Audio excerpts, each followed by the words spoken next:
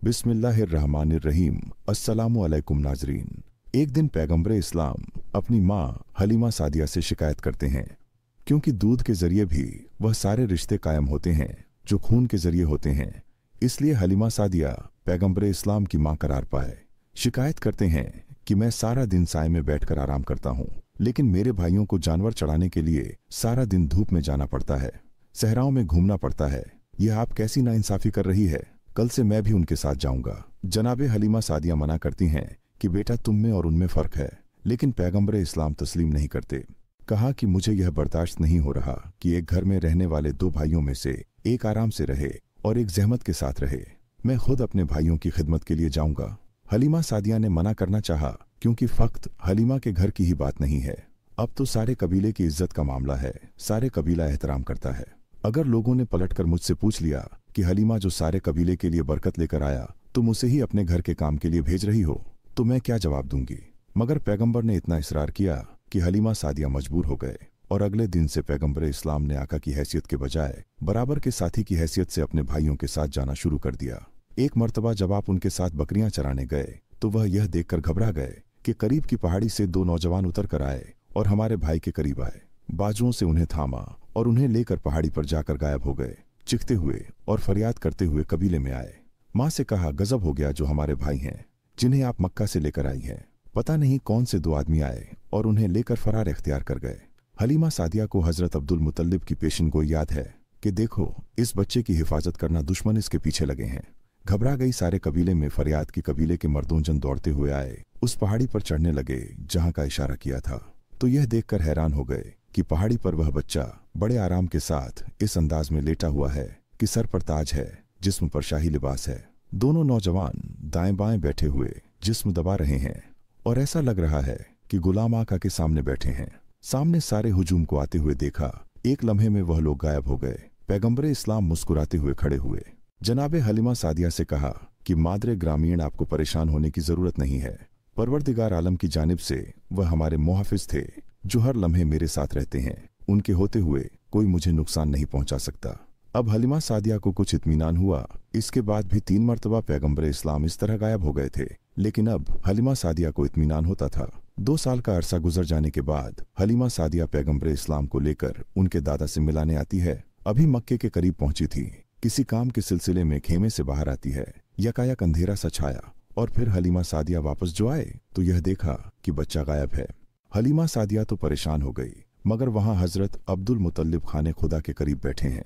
यकायक कान में आवाज आई कि आपका पोता जो हलीमा के पास था वहां से खो गया है।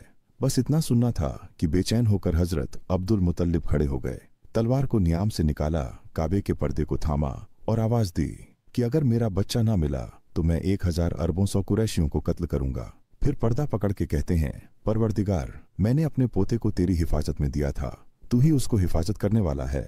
एक और आवाज आती है, अब्दुल मुतल्लिब घबराने की जरूरत नहीं है, परवरदिगार ए आलम ने तुम्हारे बच्चे को महफूज रखा है और मक्के के करीब फुला सहरा के फुला मुकाम पर जाओ, वहां तुम्हारा बच्चा तुमको मिल जाएगा। जनाबे अब्दुल मुतल्लिब नंगी तलवार लेकर सवारी का जानवर मंगवा चुके हैं। इस पर सवार होकर चले और मुकर्ररा मुकाम पर पहुंचे और यह देखकर हैरान रह गए कि सहरा में बबुल का दरख्त लगा है, लेकिन उसमें ताजा खजूरें लटक रही हैं। पैगंबर इस्लाम उन खजूरों को तोड़ के खा रहे हैं और दाएं बाएं 2 इंतहाई खूबसूरत नौजवान खड़े हैं। हजरत अब्दुल मुतल्लिब ने अंदाजे से पहचान लिया कि यह मेरा पोता है, क्योंकि 8 दिन की उम्र से आज तक यानी 2 साल की उम्र तक अपने पोते को नहीं देखा था। करीब पहुंचे और पैगंबर से पूछा कि तुम कौन हो? हजरत अब्दुल मुतल्लिब खुद तो जानते हैं, लेकिन साथ वालों को बताना मकसूद था। पैगंबर ने अपना सारा शजरा ए नसब बता दिया। मैं मोहम्मद इब्ने अब्दुल्लाह इब्ने अब्दुल मुतल्लिब इब्ने हाशिम हूँ।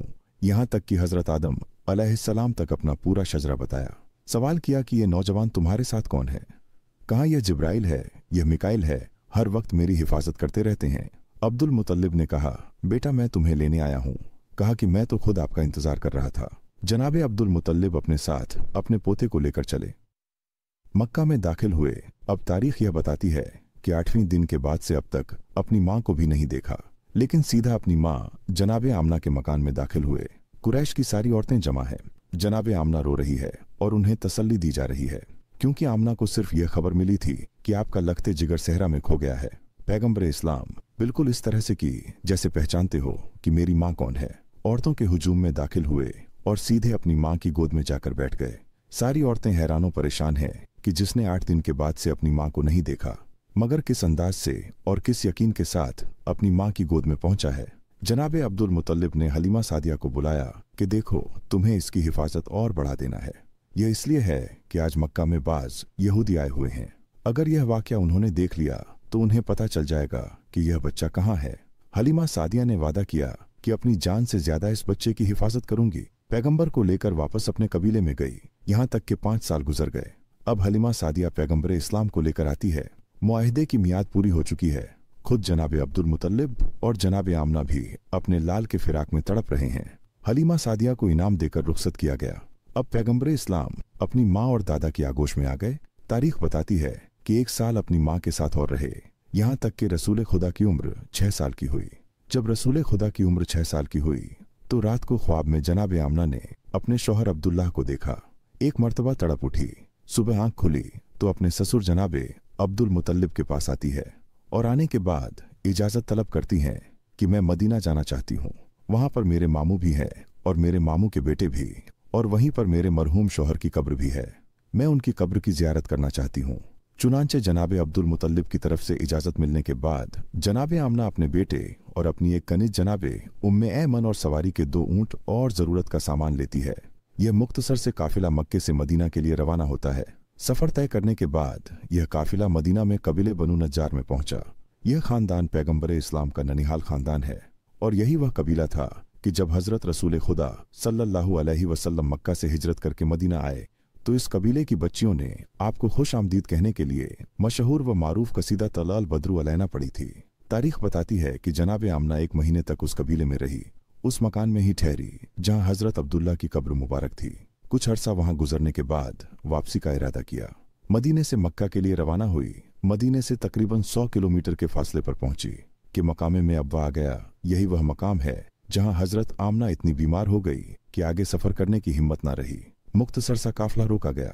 जनाबे आमना की बीमारी बढ़ती जा रही थी, यहाँ तक कि जनाबे आमना का यहीं पर इंतकाल हो गया। 6 साल की उम्र में पैगंबर इस्लाम को बाप के बाद माँ की जुदाई का सदमा भी बर्दाश्त करना पड़ा। जनाबे आमना को बड़े एहतराम के साथ इस मकाम पर दफन किया गया और जनाबे उम्मे ऐमन 6 साल के इस बच्चे को अपनी गोद में लेकर मक्के की जानिब वापस चले। तारीख कहती है कि पैगंबर इस्लाम को अपनी वालिदा और उनकी कब्र हमेशा याद रही। इसीलिए जब सुलह हुदैबिया के लिए पैगंबर इस्लाम मक्का जा रहे थे तो उस वक्त इसी मकाम अब्वा के करीब से गुजर हुआ। तो वहां से गुजरते हुए पैगंबर इस्लाम ने कहा कि काफिले का रुख मोड़ी जाए। मुझे अपनी माँ की याद आ रही है। मैं अपनी माँ की कब्र की जियारत करना चाहता हूँ। पैगंबर इस्लाम अपनी माँ की कब्र पर पहुंचते हैं और जारो कतार रोते हैं। बहरहाल जनाबे उम्मे ऐमन 6 साल के बच्चे को लेकर मक्का पहुंचे और उनको उनके दादा हजरत अब्दुल मुतल्लिब के सुपुर्द किया। 118 साल की उम्र है जनाबे अब्दुल्ला मुतल्लिब की। जीफी का आलम है, लेकिन पैगंबर इस्लाम को अपनी कफालत में लिया। 1 साल तक पैगंबर जनाबे अब्दुल मुतल्लिब के पास रहे और इसी साल में वह वाकया पेश आया जो हमने अपने पिछली वीडियो में बयां किया था। यहूदियों ने रसूल खुदा की दावत की और यह इरादा किया कि हराम खिलाकर देखें कि यह रसूल है कि नहीं, और नाकाम हो गए।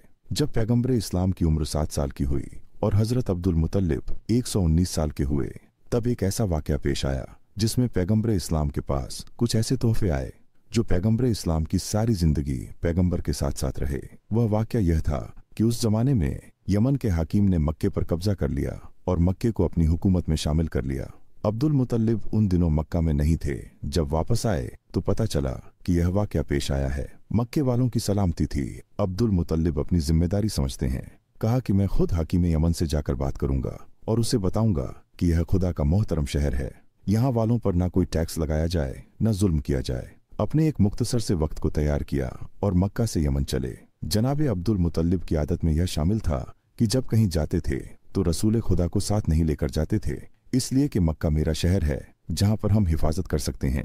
मक्का के बाहर अगर खुदा न खस्ता कोई हमला हो जाए तो हिफाजत मुमकिन नहीं, बल्कि यह इत्मीनान भी होता था कि मैं जा रहा हूँ लेकिन मेरा बेटा अब्बू तालिब मेरे पोते की हिफाजत करेगा। लेकिन हजरत अब्दुल मुतल्लिब की वफात के बाद हजरत अबू तालिब का तरीका उलट हो गया। आप जब भी कहीं बाहर जाते थे तो रसूल खुदा को अपने साथ लेकर जाते थे। क्योंकि अब पीछे मक्का में कोई ऐसा मौजूद नहीं था जो उनकी गैर मौजूदगी में रसूल खुदा की हिफाजत करता। हजरत अब्दुल मुतल्लिब यमन जब पहुंचे तो वहां का हाकिम शहर छुट्टी मनाने गया हुआ था। उस हाकिम का तरीका यह था कि मौसम बहार में रोज से 40 दिन तक हुकूमत के सारे काम बंद कर देता था। एक बड़ा आलीशान बाग उसने लगाया हुआ था और उस बाग के अंदर एक बहुत ही खूबसूरत महल बनाया गया था जिसके कई दरवाजे थे। 40 दिन तक इस महल में जाकर बैठ जाता था और सिपाहियों को सख्त तरीन हुक्म था कि किसी को मेरे पास ना आने देना, चाहे मेरे अपने बेटे ही क्यों ना हो। 40 दिन सारे काम से छुट्टी पाकर यह आराम करता था। जनाबे अब्दुल मुतल्लिब यहाँ पहुंचे तो पता चला कि हाकिम यमन छुट्टी मना रहा है। जनाबे अब्दुल मुतल्लिब परेशान कि मुझे मक्का जाकर अपने काम को संभालना है, 40 दिन तो यहाँ नहीं रुका जा सकता और इसके बाद भी पता नहीं कि हाकिम कितने दिन और रोक ले। आखिर यह देखा कि बाग के रास्ते से तो जाना मुमकिन नहीं, मगर सहरा के रास्ते से जो बिल्कुल वीराना है उस तरफ जो दरवाजा है वहां से जाया जा सकता है। महल के दरवाजे पर पहुंचे सिपाही से कहा कि जाकर बताओ कि मैं मक्के से आया हूँ, मेरा नाम अब्दुल मुतल्लिब है। सिपाही ने इनकार कर दिया कि मुझे कत्ल कर दिया जाएगा अगर मैंने आपका नाम भी अंदर पहुंचाया तो। हजरत अब्दुल मुतल्लिब ने यह सुना तो 100 अशरफियां निकाला और उसके हवाले की कि तुझे मेरी तरफ से इनाम है और यह मेरा वादा है कि तुम्हें कोई नुकसान नहीं पहुंचेगा। अगर नुकसान पहुंचे तो मेरी जिम्मेदारी है, तुम्हारा नुकसान को मैं पूरा करूंगा। अब जब 100 अशरफियां देखी तो वह भी एक लम्हे के लिए भूल गया कि कितना बड़ा खतरा मोल ले रहा हूं। महल के अंदर गया जाने के बाद देखा कि हाकिम महल के बीच में बैठा है। कहा कि एक इंतहाई मुकद्दस और ज़ईफ शख्स मक्के से आया है, आपसे मुलाकात करना चाहता है। हाकिम यमन सैफ ने सुना तो ऐसा लगा कि उसे भी किसी आने वाले का इंतजार था, वरना यह हाकिम वह था कि जिसका कहना था अगर मेरे बेटे भी मेरे पास आए तो मैं उनका कत्ल कर दूंगा। नंगी तलवार रखी भी हुई है। लेकिन उस वक्त यह सुनने के बाद कि एक अजनबी शख्स मक्के से आया है तो यह सुनकर कहता है कि जाओ उसे बुलाकर लाओ। ये जुमला बता रहा है कि हाकिम ने मक्के पर कब्जा किया तो उसका कोई मकसद था और अब गालिबन उसे इंतजार था कि मक्के से जरूर कोई मेरे पास आएगा। सिपाही ने महल के दरवाजे पर जाकर हजरत अब्दुल मुतल्लिब से कहा कि आइए। सिपाही खुद हैरान है, उसे यकीन नहीं आ रहा। अब जब पैगाम देके आ गया तो सोच रहा है कि मैं कितनी बड़ी हमाकत कर दी, मगर यकीन नहीं आ रहा कि आज क्या मौजज़ा हो गया। हजरत अब्दुल मुतल्लिब को लेकर महल के अंदर पहुंचा। हाकिम यमन महल के अंदर बैठा है। एक पहलू में नंगी तलवार है, एक पहलू में शराब का जाम है। जनाबे अब्दुल मुतल्लिब को आता हुआ देखा तो खड़े होकर इस्तकबाल किया। आप कहाँ से तशरीफ लाए हैं? जनाबे अब्दुल मुतल्लिब ने कहा, मक्के से यहाँ पर आया हूँ और मक्के वालों के बारे में आपसे कोई बात करना चाहता हूँ। कहा कि आप बैठ जाइए, आपसे तो बाद में सुनूंगा, पहले मैं आपको कुछ बताना चाहता हूँ कि मेरे पास अंबिया के सहीफों से एक इल्म पहुंचा है कि मक्के में अंकरीब खुदा का आखिरी रसूल आने वाला है और यह आखिरी रसूल जब इस दुनिया में आएगा तो उसके बाप का इंतकाल हो चुका होगा। कुछ अरसे के बाद उसकी माँ का भी इंतकाल हो जाएगा। इसके बाद उसका दादा उसे अपनी निगरानी में लेगा। जब वह दादा उसे अपनी निगरानी में लेगा तो एक मर्तबा वह दादा मुझसे मिलने आएगा और मेरे पास अंबिया की जानिब से 3 अमानतें उस रसूल के लिए रखी हुई हैं। मैं इंतजार कर रहा हूँ कि मक्का में वह कौन है जो आकर मुझसे यह अमानत ले जाए। यह भी याद रखिए कि उस बच्चे की पहचान यह है कि उसके दोनों कानों के बीच एक मोहर नबूवत लगी हुई है जिस पर लिखा है ला इलाहा इल्लल्लाहु मुहम्मदुर रसूलुल्लाह। जब यह बच्चा आपको मक्के में नजर आए तो आप फौरन मुझे आकर पैगाम दें, क्योंकि मैं उसका इंतजार कर रहा हूँ। जनाबे अब्दुल मुतल्लिब जानते हैं कि यह किस बच्चे का जिक्र हो रहा है, लेकिन सोच रहे हैं कि क्या करें, यह भी नहीं कह सकते कि वह मेरा पोता है। कहीं हाकिम यह न समझ ले कि अमानत का नाम सुनकर अपने आप को कह दिया, और यह वादा भी नहीं कर सकते कि जब वह बच्चा आएगा तो मैं आपको बताऊंगा। यह भी एक तरह से गलत वादा है। बैठे हुए हैं। हाकिम मुस्कुराया और मुस्कुरा के कहा, फकत इतना ही नहीं, मेरा अंदाजा यह है कि उस बच्चे का दादा आप ही हैं और वह बच्चा इस वक्त आपके घर में पैदा हो चुका है। जनाबे अब्दुल मुतल्लिब ने कहा कि हाँ, जो अलामतें आपने बताई हैं उन अलामतों के मुताबिक तो मेरा पोता है, और मुझे यह भी पता है कि मेरा पोता अल्लाह का आखिरी रसूल होने वाला है। मुझे इसके बारे में सब कुछ मालूम है। सैफ ने कहा कि अच्छा, कल दरबार में आपसे मुलाकात होगी और वहां पर मैं आपसे तफसीली बातचीत करूंगा। जनाबे अब्दुल मुतल्लिब रुखसत होकर बाहर आ गए और यमन में जिस जिसको यह इतला मिली सब ने एक मर्तबा हैरत के मारे दांतों में उंगलियां दबा ली। यह कैसे मुमकिन है कि इन दिनों में कोई आदमी जाए और जिंदा वापस आ जाए। और इससे ज्यादा हैरत अगले दिन हुई कि 40 दिन से ज्यादा हाकिम शहर वालों से कट जाता था, लेकिन अब महल से बाहर निकल आया। अगले दिन दरबार सजाया गया और दरबार में बाकायदा हजरत अब्दुल मुतल्लिब को शाही मेहमान की हैसियत से बुलाया। हाकिम ने जनाब अब्दुल मुतल्लिब को अपने पहलू में बिठाया और सारे वक्फ में भारी इनामात तकसीम किए। अब अब्दुल मुतल्लिब ये इंतजार कर रहे हैं कि वह 3 अमानतें कब मिलती है। हाकिम ने कहा कि राज की बात है जो मैं दरबार में सबके सामने नहीं कह सकता। शाम को आप मेरे महल में आइए। जब आपको रुख्सत किया जाएगा तो यह अमानत आपको दे दी जाएगी। अब हजरत अब्दुल मुतल्लिब को इंतजार है। शाम का वक्त आया। हजरत अब्दुल मुतल्लिब शाम को महल में गए तो हाकिम यमन 3 जानवर पेश किए। कहा कि यह 3 जानवर मेरी तरफ से आपके उस पोते के लिए तोहफा है कि जो अल्लाह का आखिरी रसूल होने वाला है, और अगर मैं जिंदा रहा तो यकीनन उसकी मदद करूंगा। हाकिम यमन एक ऊंटनी, एक खच्चर और एक घोड़ा तोहफे में पेश करता है। ये ऊंटनी तारीख़ इस्लाम में बड़ी अहमियत रखती है क्योंकि पैगंबर इस्लाम ने जो अपना आखिरी खुतबा दिया था वह इसी ऊंटनी के ऊपर सवार होकर दिया था जो हाकिम यमन की तरफ से रसूल खुदा को मिली थी। यह तीनों जानवर पैगंबर इस्लाम के साथ मदीने में भी थे। चुनांचे तारीख बताती है कि जब हुजूर सल्लल्लाहु अलैहि वसल्लम हिजरत करके गए तो हजरत अली रजी अल्लाहु अन्हु को बिस्तर पर सुलाया गया और एक और जिम्मेदारी आपके सुपुर्द की गई।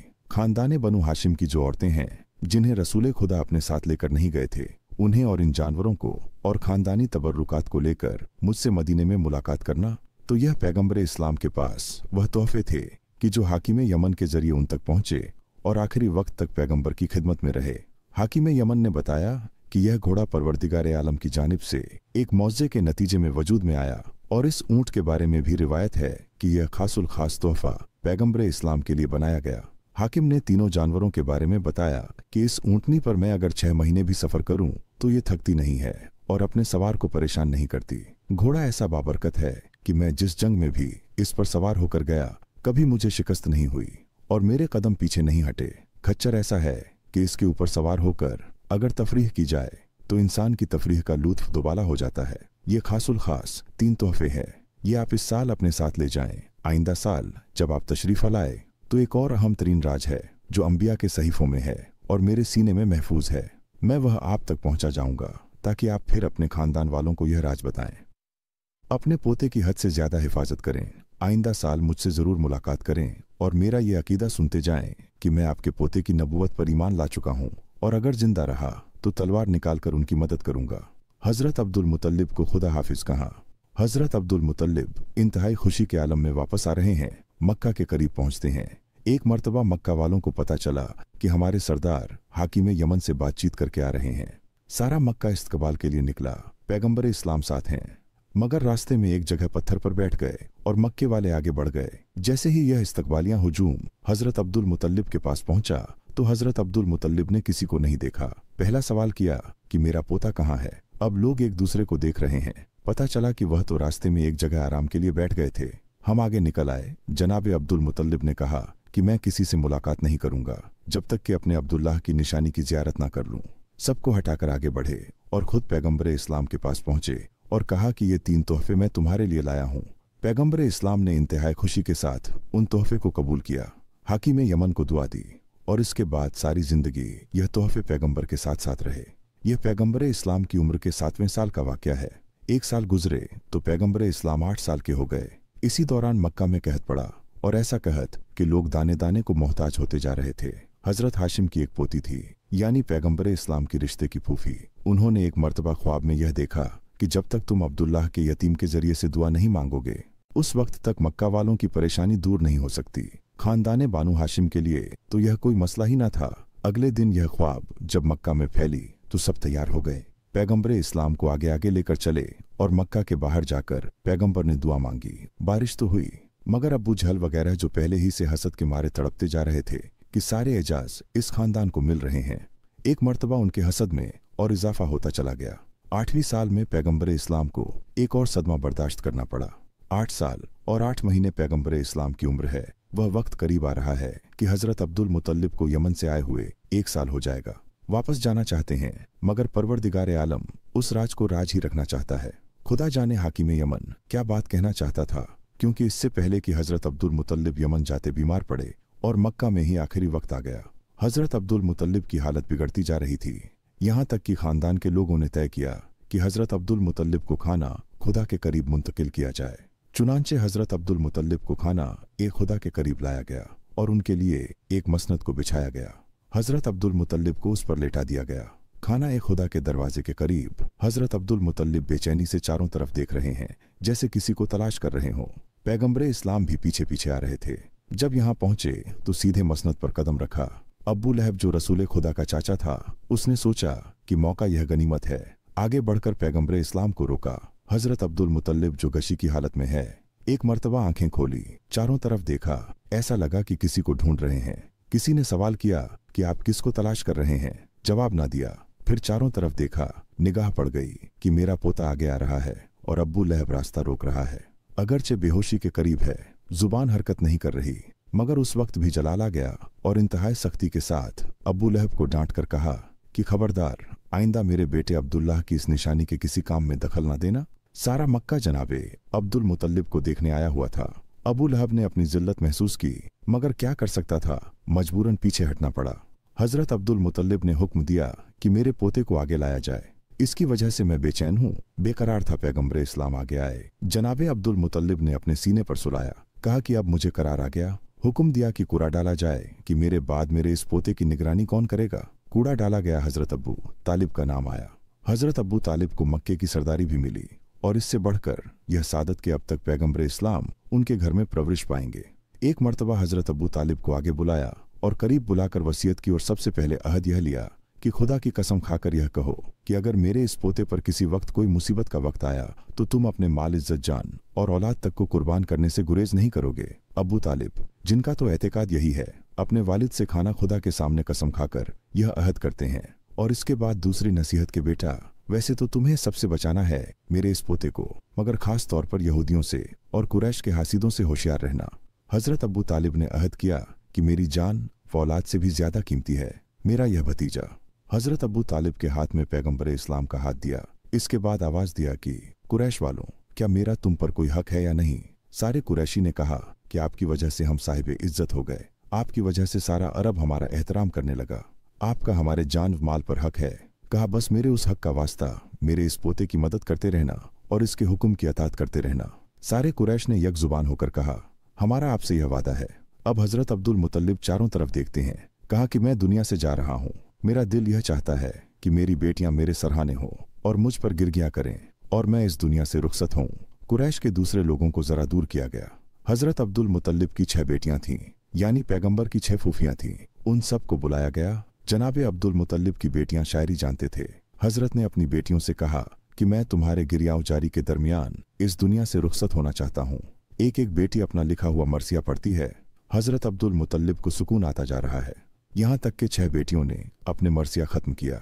हजरत अब्दुल मुतल्लिब ने पैगंबरे इस्लाम की पेशानी को बोसा दिया, जो दादा के सीने पर लेटे हैं, और हजरत इस दुनिया से रुखसत हो गए। तारीख यह बताती है कि सारे मक्के ने हजरत अब्दुल मुतल्लिब का शोक मनाया। हजरत अब्दुल मुतल्लिब की वफात के बाद पैगंबरे इस्लाम अपने चाचा अब्बू तालिब के घर में मुंतकिल हो गए। हजरत अब्बू तालिब को मक्के की सरदारी भी मिल गई और पैगंबरे इस्लाम भी हजरत अब्बू तालिब के घर आए।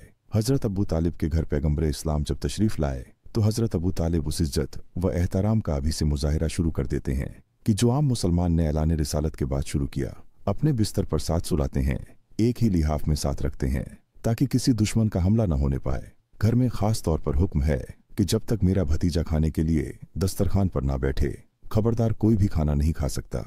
सारा का सारा खाना पैगंबरे इस्लाम पर मुंहसिर है।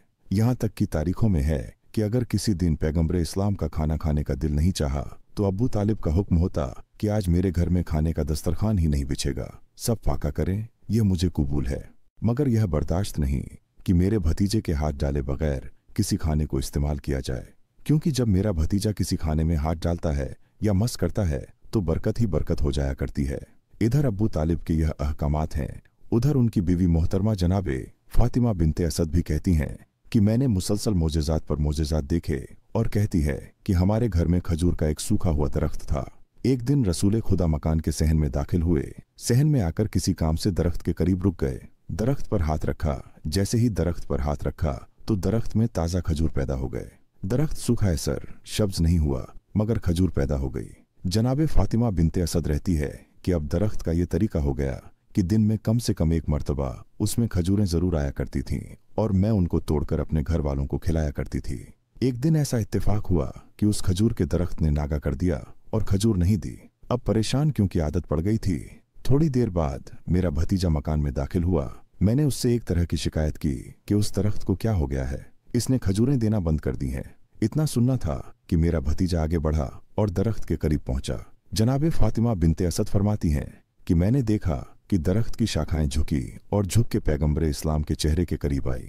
पैगंबरे इस्लाम ने उसे कुछ कहा तो उसमें ताज़ा खजूरें आ गईं और मेरे भतीजे ने कहा कि चची, अब इसके अंदर खजूरें ना होने की कभी आपको शिकायत नहीं होगी। बस यह कहकर मेरा भतीजा तो आगे बढ़ गया। मैंने एक मर्तबा अपने हाथ उठाकर कही, परवरदिगारा, इतना बड़ा मकाम है मेरे भतीजे का, इसका वास्ता तू मुझे एक ऐसी औलाद अता फरमा जो इसी की मिस्ल हो और हमेशा इसका साथी बनकर रहे। जनाबे फातिमा बिनते असद कहती हैं कि जब मेरे घर में मेरा चौथा बेटा पैदा हुआ जिसका नाम हमने अली रखा, तो मुझे यकीन था कि यह जरूर उस दिन की दुआ का नतीजा है जो मैंने पैगंबरे इस्लाम के मौजज़े को देखकर मांगी थी। अब पैगंबरे इस्लाम इस घर में इस अंदाज से रह रहे हैं कि अबू तालिब बाप जैसी मोहब्बत दे रहे हैं और फातिमा बिनते असद वाकई मां बनकर पैगंबरे इस्लाम की परवरिश कर रही है। उम्मीद करता हूं कि आपको आज की वीडियो अच्छी लगी होगी। अगर आपको हमारी वीडियो अच्छी लगी है तो वीडियो को लाइक करें और मज़ीद इस तरह की वीडियो देखने के लिए हमारा चैनल सब्सक्राइब कर लें। मिलते हैं नेक्स्ट वीडियो में। इजाज़त दीजिए। अल्लाह हाफिज।